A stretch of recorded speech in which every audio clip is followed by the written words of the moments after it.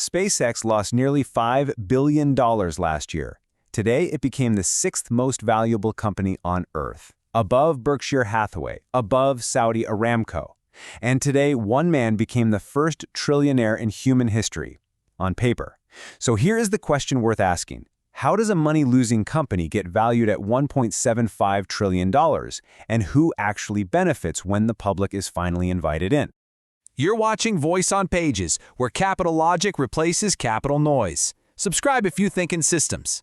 How Twitter became SpaceX, the financial relay race. Think of this structure as a financial relay race. The baton changed hands 3 times, no actual cash ever moved, but the outcome was seamless. By the final handoff, $44 billion of Twitter losses had become $87 billion of SpaceX equity on paper.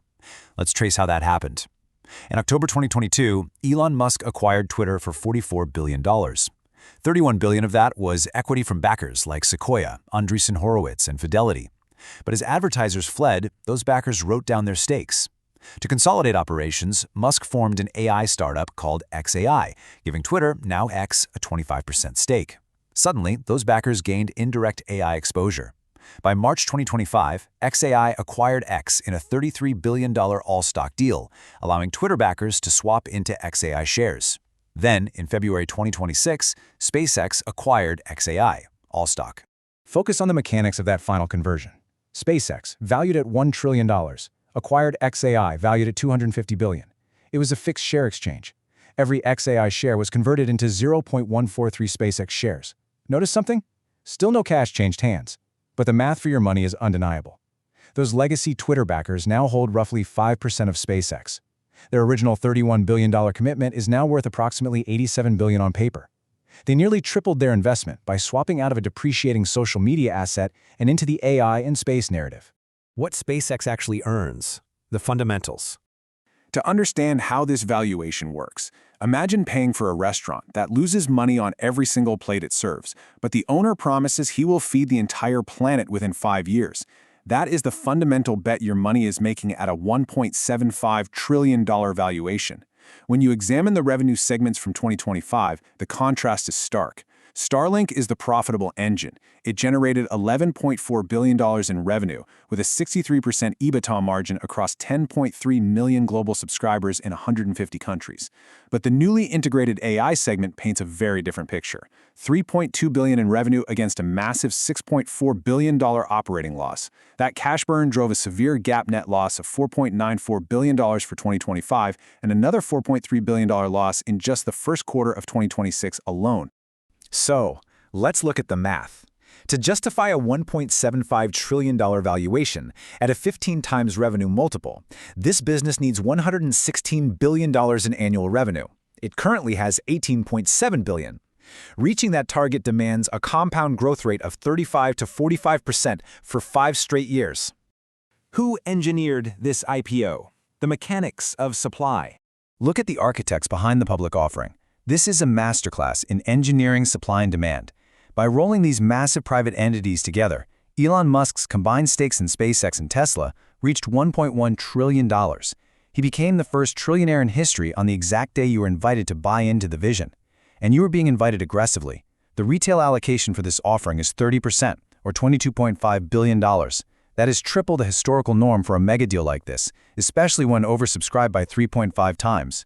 Your enthusiasm is deliberately being captured here. Capital doesn't follow safety, it follows logic over loyalty. What this means for your money. The systemic impact. Even if you decide not to participate directly, the system makes the choice for you.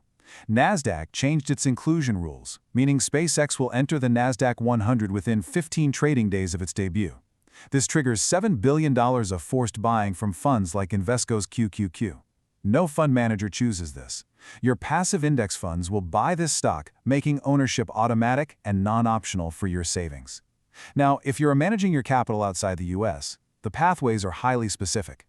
India is the second largest search market globally for this offering, yet you are locked out of the direct US institutional allocation.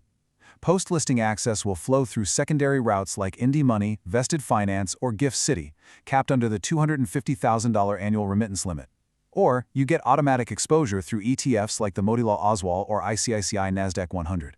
By the way, The 5-step framework I use to read every story like this is in the signal extraction method, link below. We must look at historical anchors to set expectations. Buying in on day one carries specific historical weight. If you bought into Facebook's 2012 public debut, your portfolio was left facing a stagnant position that drifted $10 below its issue price a full year later. If you bought Uber's 2019 debut, your investment plummeted 70% within its first few months. What you got wrong? The real question. You came into this thinking this was a story about rockets, artificial intelligence, and one man's ambition. The data shows something entirely different. This is how private capital engineers itself to convert massive paper losses into immense public market gains. Which means the question is not whether SpaceX is a great company. The question is whether $1.75 trillion today is the right price for what it earns today. To find the real answer, monitor two specific dates. First, the Nasdaq 100 inclusion in 15 trading days, and second, the date the insider lockup expires. Those two moments will reveal the true market price far more honestly than anything presented on the corporate roadshow. The pattern across these mega IPOs is forensic and clear. In 1997, Amazon was doubted at a $438 million valuation before it became a $2.2 trillion company. But in modern mega listings like Saudi Aramco in 2019, the cycle is reversed. Retail buyers never got the explosive returns they expected. Your enthusiasm is mathematically engineered to peak at listing. Institutional exits follow shortly after. Because in the end, capital doesn't have loyalty, it has logic.